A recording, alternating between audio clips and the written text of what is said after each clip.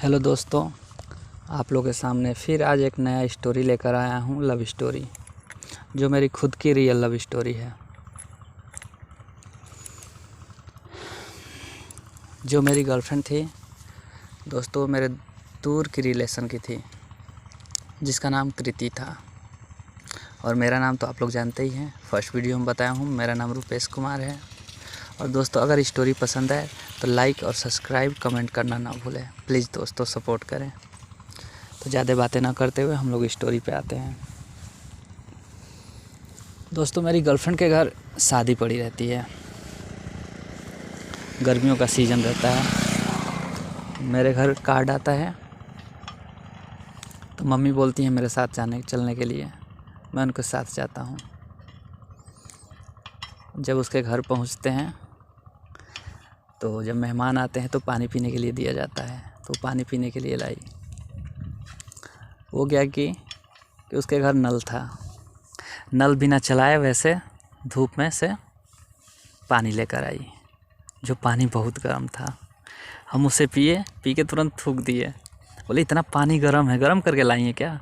तो बोली नहीं, नल से लेकर आई हूँ। तो फिर वहीं से हम दोनों लोगों का अट्रैक्शन शुरू हुआ और ऐसे चलता रहा। शादियों का सीज़न था तो भीड़ भाड़ बहुत था। रात हुई, सोने की बारी आई। फिर जिसको जहाँ जगह मिले वहीं सो जा रहा था। हम दोनों लोग भी छत पे सो गए एक ही पास। फिर दोनों लोग एक दूसरे से बात कर रहे थे। अचानक से क्या हुआ कि छत पे एक बिच्छू टहलते हुए आता है और मेरे हाथ की उंगली में काट लेता है। मैं एकदम सन्न हो जाता हूँ। फिर दोनों लोग उठ जाते हैं।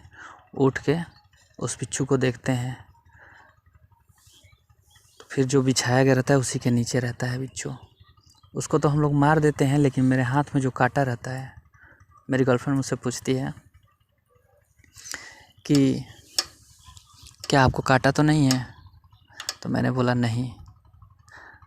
मैं इस डर से बोला कि नहीं, क्योंकि मुझे डर था अगर मैंने बताया कि हाँ काटा है तो वो सबको जगा देगी और वो जो रात थी वो निकल जाएगी।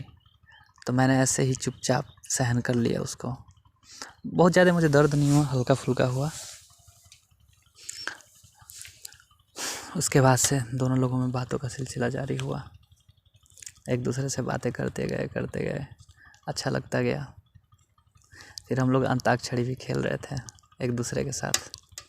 वो भी हमसे अंताक्षरी खेल रही थी, हम भी उससे खेल रहे थे। उस टाइम पे वो लमसम 10th में पढ़ रही थी और मैं 12th में। और आज से 4 साल पहले की ये बात है। अचानक से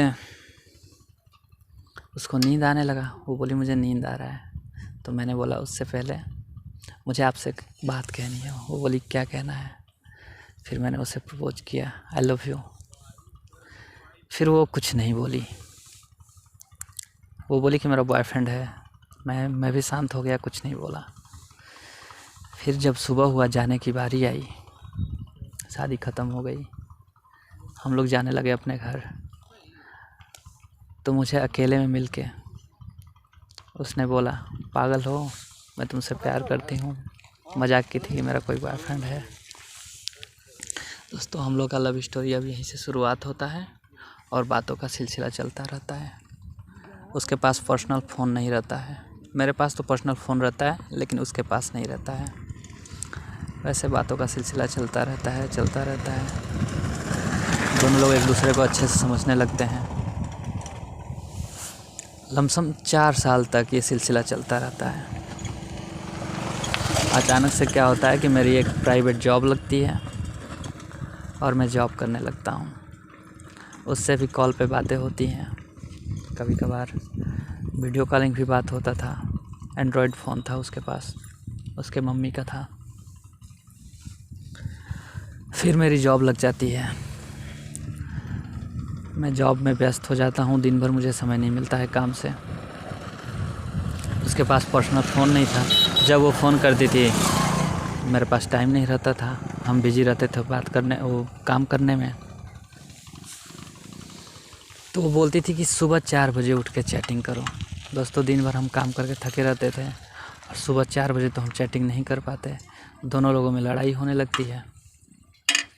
मेरा भी ग्रेजुएशन कंप्लीट हो जाता है, तो वो कहती है 4 बजे उठ के मैसेज करो, मुझसे बात करो। अब हमसे नहीं हो पा रहा था, फिर दोनों लोगों में झगड़ा स्टार्ट होने लगा। झगड़ा होते होते होते होते वो मुझसे बहुत नाराज़ हो गई। एक दिन क्या हुआ, संडे का दिन था, मैं उसे सोचा आज मनाता हूँ उसे। मैं हेलो लिख के सेंड किया व्हाट्सएप पे, वो भी बोली हाय। उसके बाद कुछ नहीं बोल रही थी, नाराज़ थी। गुस्से का इमोजी सेंड की, मैंने भी उससे कुछ नहीं बोला। फिर कई बार उसे मनाने की कोशिश की, प्लीज़ मेरी गलती क्या है, समय नहीं मिल पा रहा है, नहीं बात कर पा रहे हैं। उसकी भी मजबूरी थी। उसकी मजबूरी ये थी कि उसका पर्सनल फ़ोन नहीं था, जब उसे टाइम मिलता था तो वो फ़ोन करती थी। फिर वो बोली कि जब से आपका जॉब लगा है आप अपने खुद में व्यस्त हो गए हैं, आप बदल गए हैं। ऐसे बातें होते गई, झगड़ा का सिलसिला बढ़ता गया। मैं सोचा कि साला कैसे मनाया जाए इसको। फिर मैं उसे मनाने की कोशिश करने लगा। मैं व्हाट्सएप पे बोला कि मैं जा रहा हूँ अपना हाथ काटने। किचन में गया, जाके किचन से चाकू लिया और अपने हाथ पे रख के फ़ोटो खींच के उसको सेंड किया। वो देख के इग्नोर कर दी। फिर मैं उससे बोला जा रहा हूँ मैं हाथ काट लेने, तो उसका कुछ रिप्लाई नहीं था। फिर मैंने क्या किया, गूगल पे गया और सर्च मारा कि रियल हैंड कट, तो कई सारा फ़ोटो आया। मैं उसमें से जो रियल लग रहा था उसको जूम करके स्क्रीनशॉट लेके उसको सेंड किया। फिर उसे देखी वो और बोली अरे बाप रे ये क्या कर लिए, करना ज़रूरी था क्या। फिर हमसे बात करने लगी वो। तब मेरे दिमाग में खटका कि बताओ, जो लड़की मेरे हाथ कटने के बाद वो बोल रही है, क्या प्यार करेगी मुझसे।